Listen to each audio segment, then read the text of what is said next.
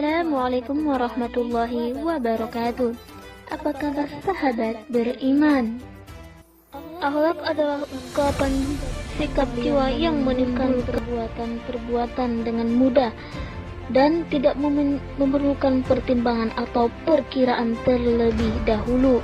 Kata akhlak berasal dari kata bahasa Latin yaitu khalaqa yakhluqu, artinya menciptakan. Dari akal kata ini pula ada kata makhluk yang diciptakan dan kata khaliq pencipta.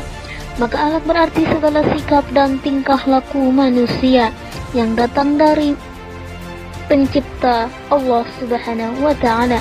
Sedangkan moral berasal dari moral bahasa Latin yang berarti adat kebiasaan. Nah, disinilah terlihat berbeda antara moral dengan akhlak. Moral berbentuk alat kebiasaan ciptaan manusia, sedangkan akhlak berbentuk aturan yang mutlak dan pasti yang datang dari Allah Subhanahu wa ta'ala. Kenyataannya setiap orang yang bermoral belum tentu berakhlak, akan tetapi orang yang berakhlak sudah pasti bermoral. Dan Rasulullah SAW diutus ke bumi untuk menyempurnakan akhlak manusia, sebagaimana sabdanya dalam hadis dari Abu Hurairah, sesungguhnya aku diutus Allah semata-mata untuk menyempurnakan kemuliaan akhlak mulia. Dengan demikian akhlak perilaku tercela adalah semua sikap dan perbuatan yang dilarang oleh Allah Subhanahu wa ta'ala, karena akan mendatangkan kerugian baik bagi pelakunya ataupun orang lain. Akhlak tercela mencakup dua hal yang darinya suatu perilaku, yaitu yang darinya suatu perilaku dapat dinilai buruk, yaitu hal-hal yang berhubungan dengan ucapan atau perkataan yang buruk. Yang kedua, hal-hal yang berhubungan perbuatan yang buruk. Adapun macam-macam akhlak tercela, yang pertama sifat iri. Iri artinya tidak senang orang lain memperoleh nikmat. Biasanya sifat iri ini selalu dibarengi dengan sifat dengki. Yang kedua, dengki. Dengki adalah merasa tidak senang melihat orang lain mendapat anugerah kenikmatan dari Allah Subhanahu wa ta'ala. Ia menginginkan agar kenikmatan tersebut pindah padanya. Yang ketiga adalah buruk sangka. Buruk sangka adalah sikap yang biasa merugikan kepada pihak lain. Sebelum ada bukti yang lewat dan jelas yang lain sudah dituduh dengan dakwaan yang jelek-jelek. Pendapat pribadinya yang ini yang itu hanya didasarkan pada kasak kusuk dan kusuk yang buruk, orang tak jelas sumbernya. Oleh karena itu Allah menyuruh untuk menjauhi sifat buruk sangka, sebagaimana firman Allah Subhanahu wa ta'ala, hai orang-orang yang beriman, jauhilah kebanyakan purbasangka kecurigaan, karena sebagian dari purbasangka itu dosa. Dan janganlah mencari-cari keburukan orang, dan janganlah menggunjing satu sama lain. Adakah seorang di antara kamu yang suka memakan daging saudaranya yang sudah mati? Maka tentulah kamu merasa jijik kepadanya, dan bertakwalah kepada Allah. Sesungguhnya Allah Maha Penerima Taubat lagi Maha Penyayang. Quran Surah Al-Hujurat ayat 12. Yang keempat adalah fitnah.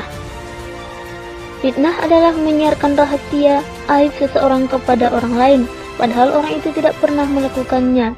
Allah Subhanahu wa ta'ala menjelaskannya di dalam Al-Quran, yang artinya, dan janganlah engkau patuhi orang yang suka bersumpah dan suka menghina, suka mencela, yang kian kemari menyebarkan fitnah, yang berintangi segala yang baik, yang melampaui batas dan banyak dosa, yang bertabiat kasar. Selain itu juga terkenal kejahatannya, karena dia kaya dan banyak anak. Quran Surah Al-Qalam ayat 10-14. Yang kelima, khianat. Khianat artinya menyia-nyiakan kepercayaan orang lain. Nah, dari situ adapun bahaya perilaku tercela ini antara lain mendapat azab atau dosa besar dari Allah Subhanahu wa ta'ala, dibenci oleh orang lain, hidupnya tidak tenang, sulit diterima di kalangan masyarakat, dan mendapat dosa besar. Dan adapun beberapa cara penanggulangannya, yaitu dengan pembinaan akhlak. Pembinaan akhlak adalah suatu usaha untuk membina, memelihara, dan mendidik yang dapat diartikan sebagai bimbingan secara sadar oleh pendidik terhadap perkembangan jasmani dan rohani peserta didik menuju terbentuknya kepribadian utama.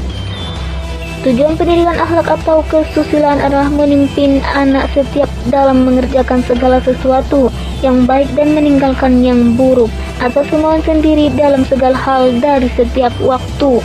Adapun yang kedua, peningkatan kualitas akhlak, yaitu dengan cara selalu mengingat Allah Subhanahu wa Ta'ala dimanapun dan kapanpun.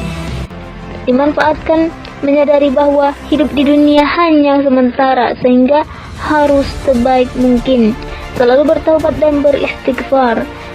Yang ketiga, selektif memilih teman. Selektif di sini maksudnya adalah bergaul dengan orang-orang yang baik akhlaknya, menjauhkan diri dari tempat yang banyak maksiat, meneladani kehidupan para nabi, dan selalu mendekatkan diri kepada Allah Subhanahu wa Ta'ala.